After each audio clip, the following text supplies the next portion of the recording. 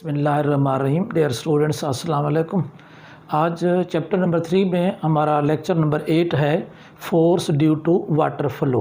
यानी अगर पानी किसी जगह से मूव करता हुआ आ रहा है और अगर पानी के सामने कोई हम ब्लॉकेज खड़ी करें, कोई दीवार खड़ी करें, तो उसको रोकते वक्त जो पानी उस दीवार के ऊपर फोर्स लगाएगा उसकी अमाउंट क्या होगी। तो ये था हमारा आज का क्वेश्चन जिसको हम स्टडी करना चाह रहे हैं। तो इसको समझने के लिए ये एक छोटी सी एग्जांपल है कि ये एक हॉरिजॉन्टल पाइप है। इसके अंदर पानी जो है वो यहाँ से फ़्लो करता हुआ इस तरफ आ रहा है। इसके बिल्कुल सामने एक वर्टिकल वाल यानी दीवार मौजूद है जिसके साथ इस पाइप को हमने नॉर्मली एडजस्ट कर दिया है, यानी परपेंडिकुलरली, यानी इस दीवार के और इस पाइप के दरमियान एंगल कितनी डिग्री का है, 90 का। सो इस अमल को नॉर्मली या परपेंडिकुलर कहेंगे। क्योंकि जब पानी का फ़्लो हमने रोकना है तो ज़ाहिर हम इसे परपेंडिकुलर रखेंगे। अगर हम परपेंडिकुलर नहीं रखते तो ज़ाहिर ये फ़्लो हमारे रोकना आसान नहीं होगा।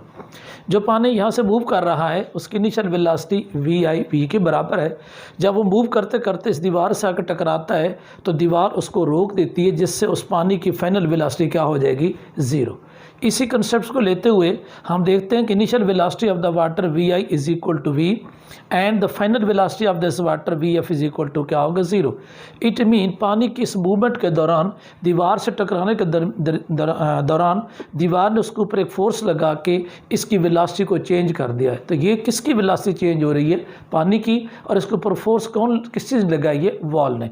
इस वजह से हम लिखेंगे change in velocity of water VF minus VI, यानी 0 minus V is equal to क्या होगा, माइनस V। ये वो चेंज इन वेलोसिटी हुई due to the action of wall के एक्शन की वजह से। अब इसमें देखना ये है कि जो पानी फ्लो करके आ रहा है उसकी कितनी अमाउंट, यानी कितनी किलोग्राम मैस इस पानी की इस टाइम के अंदर यहाँ आके स्ट्राइक कर रही है। तो हम कहते हैं कि mass of the water that hits the walls in the time T time में जितनी पानी की मिकदार आके दीवार को टकराती है, हिट करती है, उसको लेट से हम किससे रिप्रेजेंट करते हैं, M से। तो M amount of mass strikes with the wall in the time T। No change in velocity is equal to minus V। अब हमें क्या मालूम करनी है, फोर्स। तो बाय द लॉ हम कहते हैं कि change in momentum is equal to delta P यानी M डेल्टा V, यानी चेंज ऑफ वेलोसिटी इनटू क्या होगा, मैस। अब M वही है, डेल्टा V यानी चेंज ऑफ वेलोसिटी है माइनस V के बराबर। जब ये वैल्यूज पुट करेंगे तो ये हो जाएगा delta P is equal to minus MV। So total change in momentum is equal to minus MV। According to the second law in term of momentum, F is equal to delta P over delta T, यानी change of momentum पर unit time is called force. इसको मैंने मजीद explain कर दिया, change in momentum divide by time. अब जो momentum का चेंज है उसकी वैल्यूज अगर हम यहाँ से लेते हैं तो वो हासिल होती है माइनस MV। तो यहाँ पे हम क्या पुट कर देते हैं, माइनस MV ओवर क्या है, टाइम। किस टाइम में जिसके ऊपर उसने स्ट्राइक है उसका नाम क्या है, T। ये वो फोर्स है जिसने मोमेंटम को चेंज कर दिया है। तो यहाँ ज़रा क्लियर कर लीजिएगा कि मोमेंटम चेंज हो रहा है किसका, वाटर का। तो फोर्स फिर कौन लगा रहा है इसके ऊपर, वॉल। इसलिए मेंशन कर दिया कि this force exerted by the wall on the water. इस इक्वेशन में जो फोर्स मालूम की गई है ये बेसिकली वो फोर्स है जो दीवार ने किसके ऊपर लगाई है, पानी के ऊपर लगाई है। तो लेकिन हमें तो वो फोर्स चाहिए जो कि पानी लगाएगा, यानी फोर्स ड्यू टू वाटर चाहिए, हमें फोर्स ऑन वाटर नहीं चाहिए। सो हम एक स्टेप आगे बढ़ते हैं। By the Newton third law of motions, इसके मुताबिक action and reaction are equal in magnitude but opposite in directions. तो जब ये वाल इस पानी को रोकने के लिए इसके ऊपर एक्शन करेगी, कितनी अमाउंट के साथ, माइनस MV ओवर T के साथ, तो यकीनन पानी भी उसको क्या करेगा, रिएक्ट करेगा। तो action and reaction equal in magnitude but opposite in directions. So force exerted by the water is equal in magnitude but opposite in the directions, यानी जो वाटर की फोर्स होगी वो इस वाल की फोर्स की इक्वल और क्या होगी, अपोजिट। लिहाजा F is equal two plus MV over T। यहाँ है माइनस MV, तो माइनस के बाद प्लस में क्यों चले गए, क्योंकि डायरेक्शन अपोजिट हो गया। तो M over T multiple V, it is the force by the क्या होगा, वाटर्स। हम इसको कैसे मेंशन करते हैं, हम कहते हैं कि it is the force which is the product of mass पर unit time with velocity V, यानी V वेलोसिटी के साथ वो अमाउंट ऑफ मैस जो यूनिट टाइम में दीवार को स्ट्राइक करती है उससे हम क्या मालूम कर सकते हैं, फोर्स। मसलन कोई डैम है, उसके अंदर पानी फ्लो करके आता है, एक यूनिट टाइम में कितना अमाउंट ऑफ मैस किलोग्राम में उसको आकर स्ट्राइक करेगा with what velocity, then the product of m/t multiple v is equal to क्या होगा, force, it is called force due to क्या होगा, वाटर। तो ये एक छोटा सा क्वेश्चन है, बाजू का ये शॉर्ट क्वेश्चन के तौर पे पेपर में शामिल होता है और इसमें से कोई ना कोई MCQ पूछे जा सकता है। तो ये था फोर्स ड्यू टू क्या है, वाटर फ्लो। इसी के साथ एक सेकंड क्वेश्चन से हमारा टॉपिक है मोमेंटम एंड एक्सप्लोसिव फोर्स, कि क्या मोमेंटम के साथ एक्सप्लोसिव फोर्स का कोई लिंक है। तो पहले तो याद रखें कि जो एक्सप्लोसिव फोर्स होती है बुनियादी तौर पे ये इंटरनल फोर्स होती है। क्या होती है, इंटरनल, और ये सडन क्रिएटेडली सिस्टम के इनसाइडेड क्रिएट होती है। तो हम जब इंटरनल फोर्स की बात करते हैं तो नॉर्मली तो ये कहा जाता है कि इंटरनल फोर्स तो मोमेंटम को चेंज नहीं कर पाते, लेकिन जब हम देखते हैं किसी एक्सप्लोजन को तो उस धमाके के अंदर तो वाकई बड़ा चेंज नज़र आता है। तो अब सवाल ये है कि क्या एक्सप्लोसिव फोर्स जो कि इंटरनली अंदर से क्रिएट हो रही है सिस्टम में, क्या वो मोमेंटम को चेंज करती है, नंबर एक। नंबर टू, अगर वो मोमेंटम को चेंज करती है तो क्या law of conservation of momentum का लॉ उसमें वैलिड रहता है या इनवैलिड हो जाता है। तो अब इसके जवाब में चंद पहले पॉइंट्स देखें कि total momentum remain same with an isolated system. It mean उस फोर्स के अमल करने के बावजूद भी total momentum of system remain same. किस में, कौन से सिस्टम, इन आइसोलेटेड सिस्टम, कि वो सिस्टम क्या हो, isolated. When the momentum changes occur due to the explosive force, जबकि एक्सप्लोसिव फोर्स के नतीजे में इनफरादी जो पीसेस हैं यानी सिस्टम के जो हिस्से हैं उनका तो मोमेंटम चेंज हो रहा होगा, लेकिन ओवरऑल जो सिस्टम है उसका मोमेंटम चेंज नहीं होगा।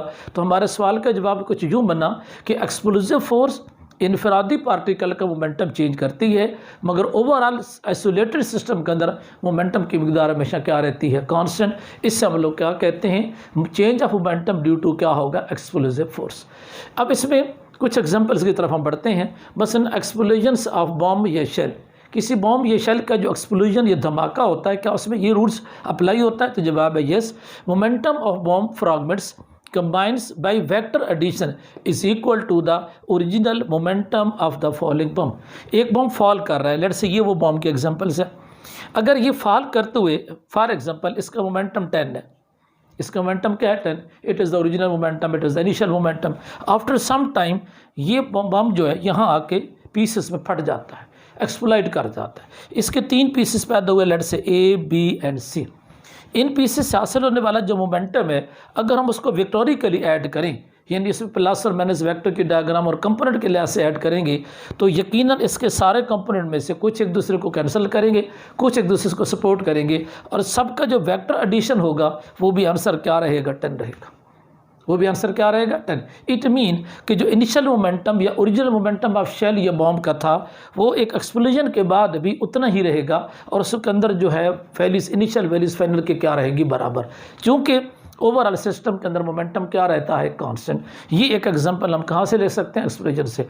अगर फ़र्ज़ करें एक बॉम्ब ज़मीन के ऊपर रेस्ट की हालत में पड़ा हुआ है तो उसका इनिशियल मोमेंटम 0 हुआ, उसके अंदर एक्सप्लोजन हुआ, उसके पीसेस बने। अगर एक पीस दाएं तरफ जा रहा है तो दूसरा पीस क्या जाएगा, बाएं तरफ। एक अप जा रहा है तो एक इधर जा रहा है डाउन या राइट की जा रहा है। वो एक दूसरे के वेक्टर के एडिशंस के लिहाज से एक दूसरे के इफेक्ट को क्या करते जाएंगे, कैंसिल। नतीजा ये निकलेगा अगर इनिशियल मोमेंटम 0 है तो फाइनल भी क्या होगा, 0। अगर एक फॉल करता हुआ बॉम्ब हवा के अंदर है, उसका इनिशियल मोमेंटम 10 है, तो जब उसके पीसेस उड़ेंगे तो पीसेस का वेक्टर के लिहाज से एडिशन की जाए तो मोमेंटम का रिजल्ट भी क्या रहेगा, 10।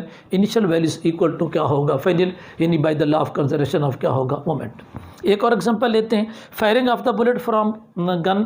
अगर हम किसी गन से बुलेट को फायर करते हैं तो उसमें क्या यही सिचुएशन सप्लाई होती है, यस। उसके अंदर ज़रा पॉइंट आउट कीजिएगा। लेट्स से ये हमारे पास एक गन है और इस गन की मैस को हम किससे रिप्रेजेंट करते हैं, कैपिटल एम से, और गन इस वक्त चूँकि रेस्ट में है तो रेस्ट की वजह से इसकी इनिशियल वेलोसिटी क्या होगी, 0। इसके अंदर एक छोटी सी बुलेट है जो मैंने रेड कलर की दिखाई है। इस रेड कलर की बुलेट की मैस लेट से क्या है, एम है, स्मॉल एम है, और इनिशियल वेलोसिटी इस बुलेट की भी क्या है, 0 है। इट मीन फायर करने से पहले गन और बुलेट दोनों किस हालत में है, रेस्ट में। तो initial momentum of system which contains the bullet and gun is equal to क्या होगा, 0।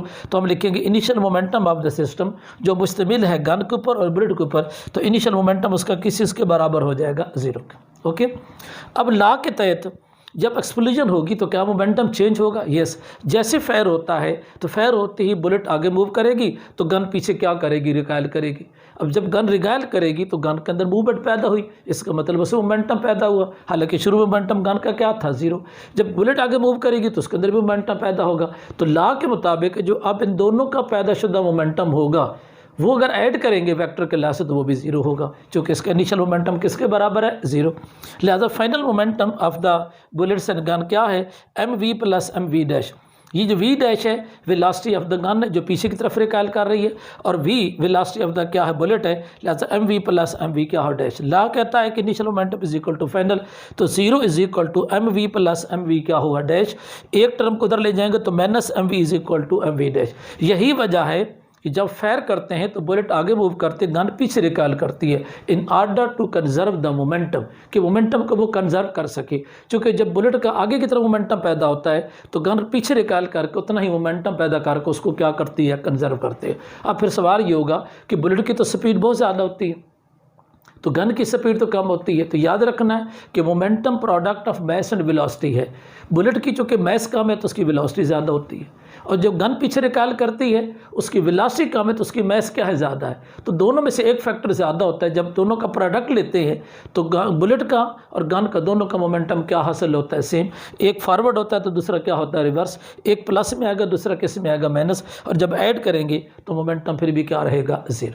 इस लिहाज से अगर v डैश काउंट करें यानी वेलोसिटी ऑफ गन काउंट करें तो उसका रिजल्ट आता है minus mv over capital M। थोड़ा सा गौर कीजिएगा तो माइनस इस चीज़ की निशानदेही करता है कि ये अपोजिट वेलोसिटी होगी, ये तो ठीक हो गया बात। लेकिन बटे के अंदर फैक्टर देखें, कैपिटल M मौजूद है।